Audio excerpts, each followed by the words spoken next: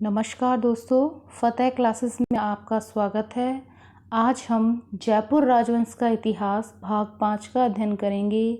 इससे पूर्व जयपुर राजवंश का इतिहास भाग 4 के अंतर्गत हमने मिर्जा राजा जयसिंह के बारे में अध्ययन किया था। उसके पश्चात हमने लास्ट में बिशन सिंह के बारे में, जिन्हें राजा विष्णु सिंह भी कहा जाता है, इनके बारे में अध्ययन किया था। आज इस वीडियो के माध्यम से हम जयपुर राजवंश के प्रमुख शासक सवाई जयसिंह के बारे में अध्ययन करेंगे। दोस्तों, वीडियो को अंत तक देखिएगा तथा आपको मेरी वीडियो पसंद आती है तो चैनल को सब्सक्राइब करें और वीडियो को लाइक करें। चलिए दोस्तों, अब हम शुरू करते हैं जयपुर राजवंश का इतिहास भाग 5 कि हमने पूर्व वीडियो के माध्यम से जानकारी प्राप्त की थी कि मिर्जा राजा जयसिंह, जो कि मानसिंह के पौत्र थे, इनकी माता का नाम दमयंती बाई था तथा पिता का नाम महासिंह था। इस प्रकार से ये हो जाते हैं मिर्जा राजा जयसिंह प्रथम। इसके पश्चात दूसरे होते हैं सवाई जयसिंह। इन्हें सेकंड इसलिए कहा जाता है क्योंकि इनके पिता का नाम तो रहता है विष्णु सिंह, या इन्हें बिशन सिंह भी कहा जाता है, और इनकी माता का नाम जो है रानी इंद्र कुंवरी है।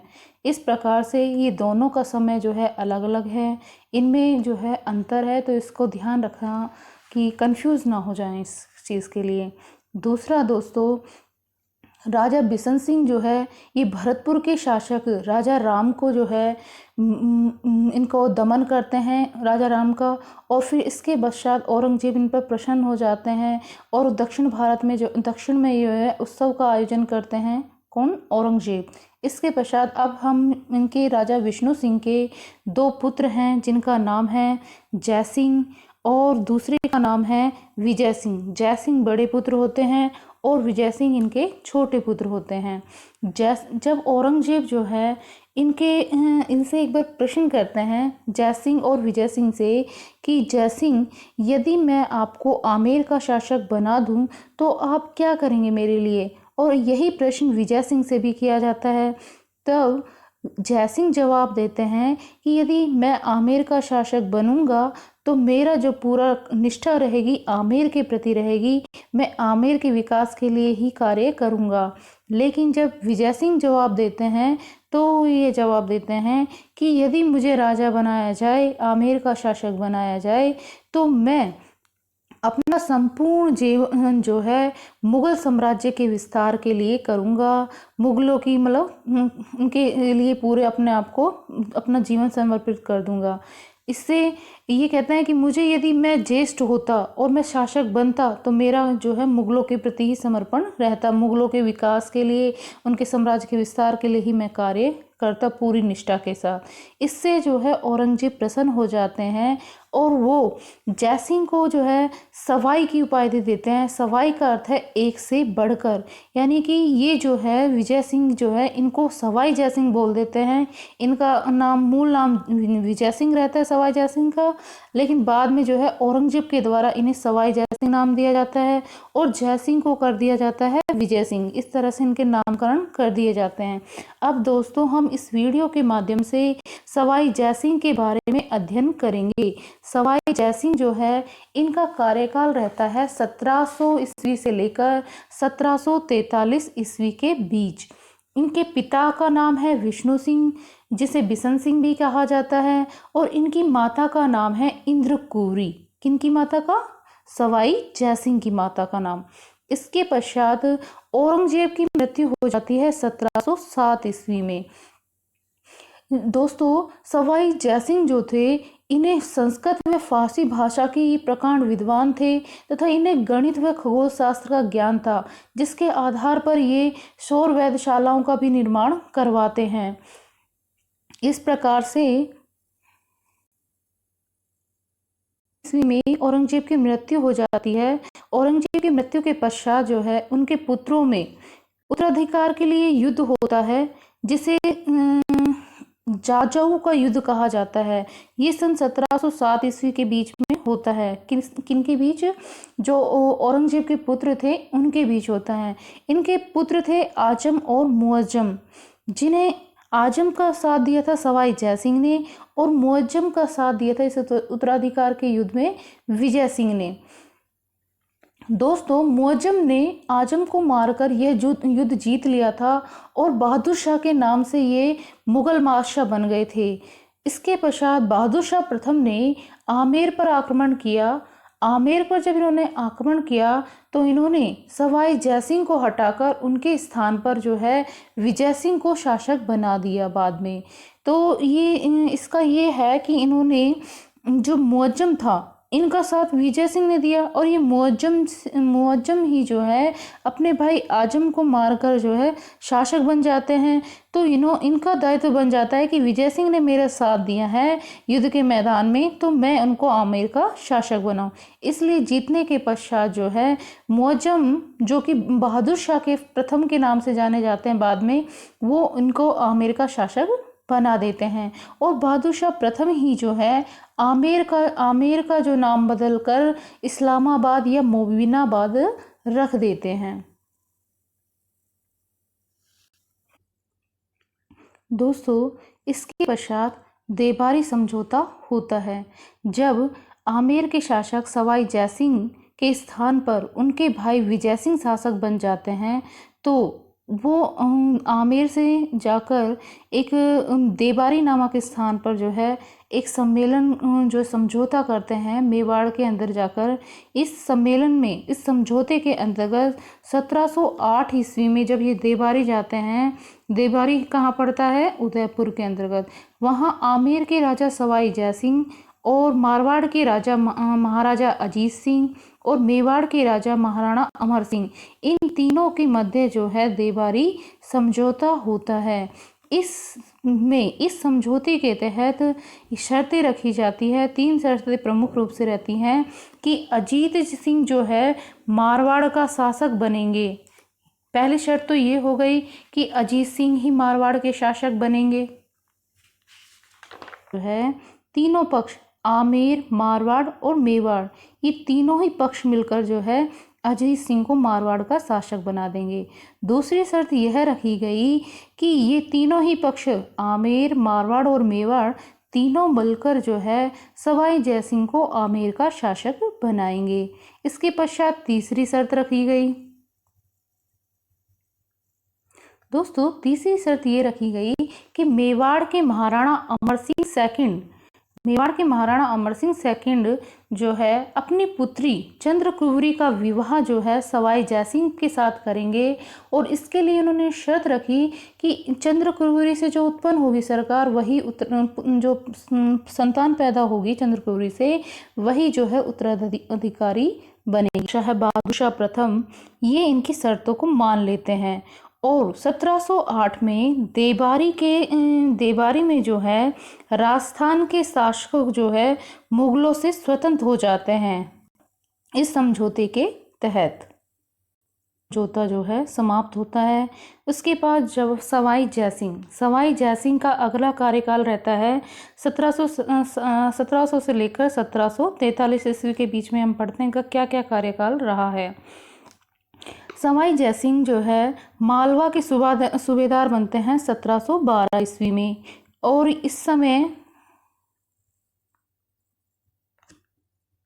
1712 ईस्वी में ही फर्रुखशियर जो है एक दिन शासक बनते हैं और ये सवाई जयसिंह को जो है 7000 का मनसब देते हैं, मालवा का सूबेदार बना देते हैं इनको। इसके पश्चात सवाई जयसिंह जो है मालवा के 3 बार जो है ये सूबेदार बनते हैं। इनके समय की एक अन्य महत्वपूर्ण घटना ये है कि इनके समय में जजिया कर वसूला जाता था। और ये जजिया कर क्या होता था? यह गैर मुसलमान जो जनता थी उससे वसूला जाने वाला कर था ये जजिया कर। सर्वप्रथम भारत में इसे लागू करने वाले थे मोहम्मद बिन कासिम। इन्होंने जो है सर्वप्रथम भारत के अंतर्गत जजिया कर को लगाया था।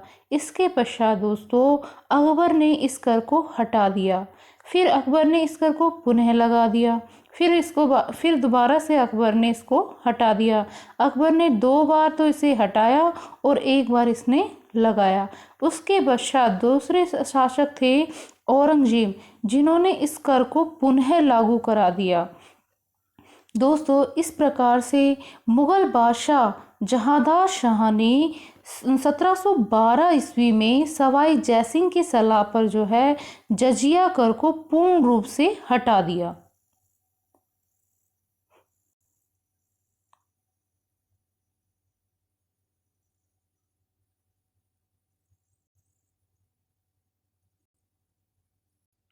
दोस्तों, सवाई जयसिंह के समय की सन 1722 की एक घटना और है।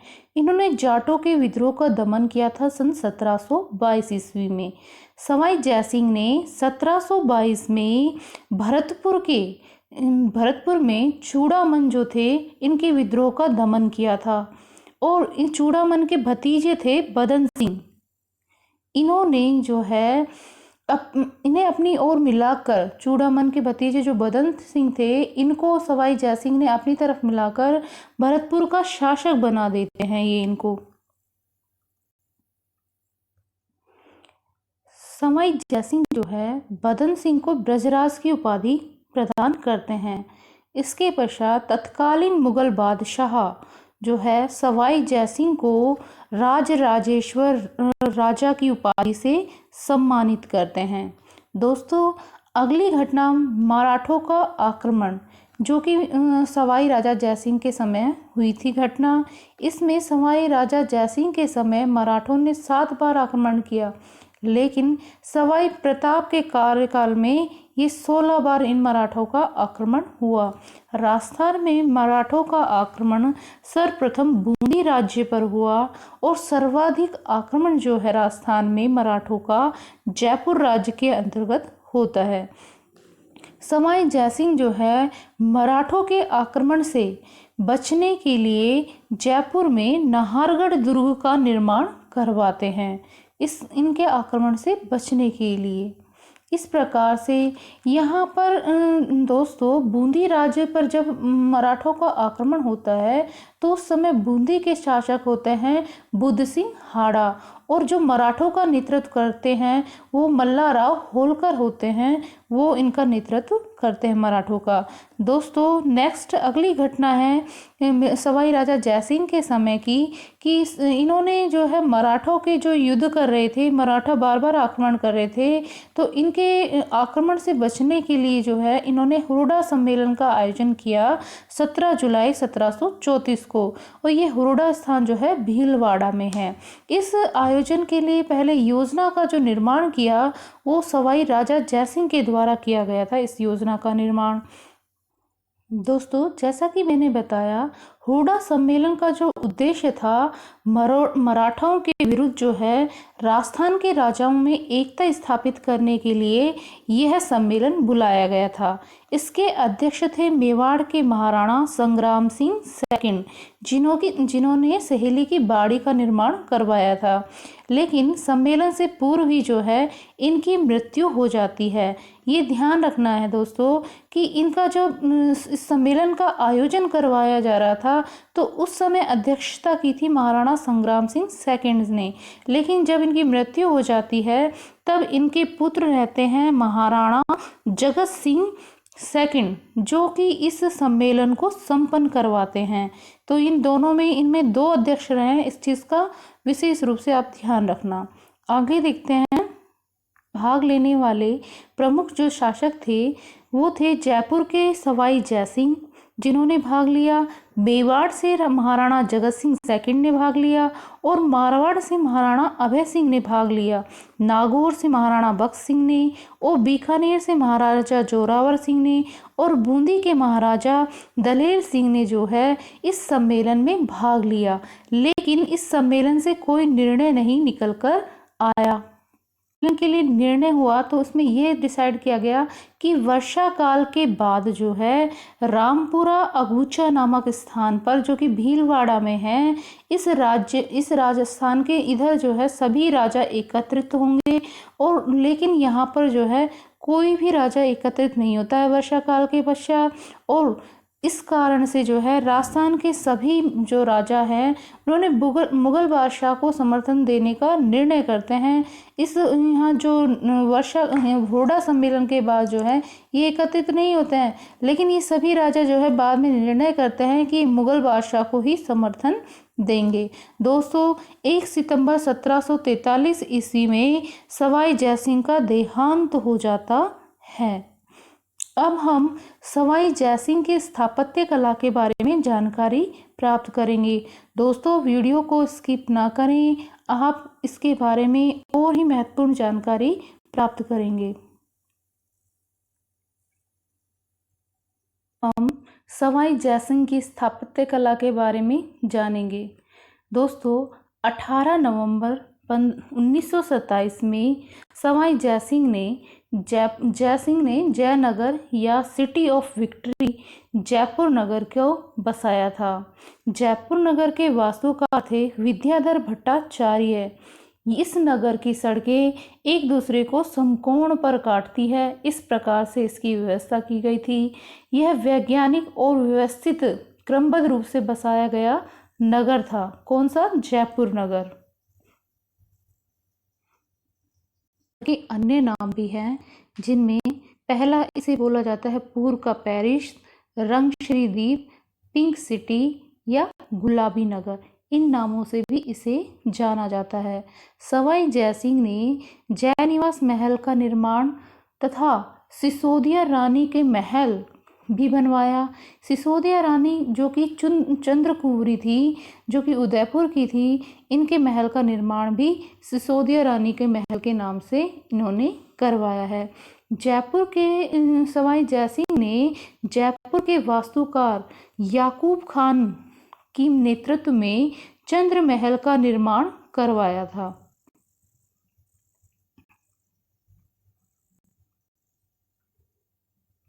दोस्तों सवाई जयसिंह ने 1725 ईस्वी में शुद्ध नक्षत्रों की एक सारणी बनाई।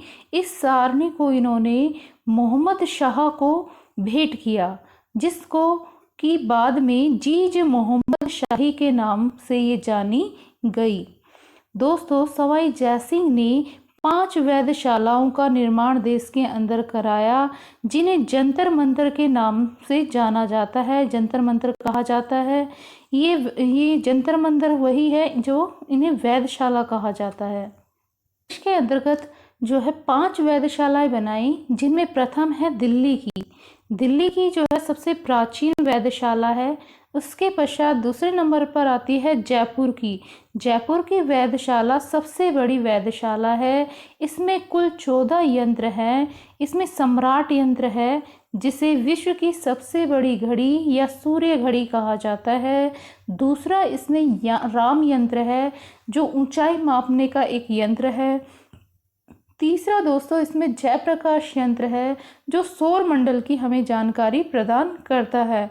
इस प्रकार से कुल मिलाकर 14 यंत्र जो है जयपुर की वेधशाला में हैं। दोस्तों तीसरी जो वेधशाला है वो उज्जैन एमपी में बनाई है, और चौथी है बनारस यूपी के अंतर्गत आता है, और 5वीं वेधशाला जो है ये मथुरा के अंतर्गत है, जो यूपी के अंतर्गत आती है। इस प्रकार से दोस्तों सवाई जयसिंह ने 5 सौर वेधशालाओं का जो है इन्होंने निर्माण करवाया है। दिल्ली व जयपुर की याद रह जाती है, लेकिन उज्जैन, बनारस और मथुरा जो है इनमें कन्फ्यूजन होता है दोस्तों। इसके लिए एक शॉर्ट ट्रिक इस प्रकार से है कि जैन बना मधुर, उज्जैन से बना जैन, और बना से बनारस, और मधुर से मथुरा। इस प्रकार से ये 5 वेधशाला जो है जानी जाती है, सवाई राजा जयसिंह के द्वारा बनवाई गई। इस प्रकार से दोस्तों सवाई जयसिंह के बारे में ऐसा भी कहा जाता है कि ये अंतिम हिंदू शासक थे जिन्होंने अश्वमेध यज्ञ का आयोजन करवाया था। जो पुरोहित था, प्रधान पुरोहित, उनका नाम था पुंडरीक रत्नाकर। ये क्वेश्चन पूछ लिया जाता है कि सवाई राजा जयसिंह के द्वारा जो यज्ञ किया गया था, अश्वमेध यज्ञ, उसका जो प्रधान पुरोहित था उसका क्या नाम था। तो इस प्रकार से इसको ध्यान रखिए। सवाई जयसिंह ने यज्ञ के ब्राह्मणों को ठहराने के लिए जयपुर के अंदर स्थित मानसरोवर झील पर जल महल का निर्माण करवाया और यह जल महल 5 मंजिला महल था, जिसमें ऊपरी मंजिल जो थी उसे चमेली महल के नाम से जाना जाता था। दोस्तों, सवाई जयसिंह जो थे एक वैज्ञानिक शासक कहलाते थे और सवाई जयसिंह राजस्थान के प्रथम शासक थे जिन्होंने विधवा विवाह, पुनर्विवाह, अंतरजातीय विवाह को बढ़ावा दिया था। इनके प्रमुख सवाई जयसिंह के प्रमुख ग्रंथ भी हैं, जिनमें 4 प्रमुख ग्रंथ हैं: सम्राट सिद्धांत, सिद्धांत कौस्तुभमय और जयसिंह कारिका। जयसिंह कारिका जो है इनका ज्योतिष विद्या पर आधारित ग्रंथ था और इन्होंने यूक्लिड की बीज गणित का भी संस्कृत में अनुवाद किया है। की दृष्टि से इन्होंने 2 मंदिरों का निर्माण करवाया, जिनमें पहला मंदिर है गोविंद देव जी का मंदिर, इनका निर्माण जयपुर में करवाया, और कलिक मंदिर का निर्माण करवाया जो देश का एकमात्र कलिक मंदिर है। सवाई जयसिंह ने नाहरगढ़ दुर्ग का निर्माण करवाया था। यह नाहरगढ़ दुर्ग, इसे सुदर्शनगढ़ या इसे जयपुर का मुकुटमणि, जो कि नाहर सिंह भोमिया के नाम पर इसका नाम नाहरगढ़ रखा गया था। इस प्रकार से जयपुर में सवाई जयसिंह के द्वारा अनेक स्थापत्य की दृष्टि से कार्य किए गए। सन 1739 ईस्वी में भारत पर जब आक्रमण हुआ था नादिर शाह का, तो उस समय जो है सवाई जयसिंह के समय में ही ये आक्रमण नादिर शाह का भारत पर हुआ था। इस प्रकार से दोस्तों, आज हमने सवाई जयसिंह के बारे में जानकारी प्राप्त की। दोस्तों, आपको मेरी द्वारा दी गई जानकारी कैसी लगी, आप कमेंट में बताइएगा, और कोई सुझाव हो वीडियो को लेकर तो आप कमेंट सेक्शन में बताइएगा। धन्यवाद दोस्तों।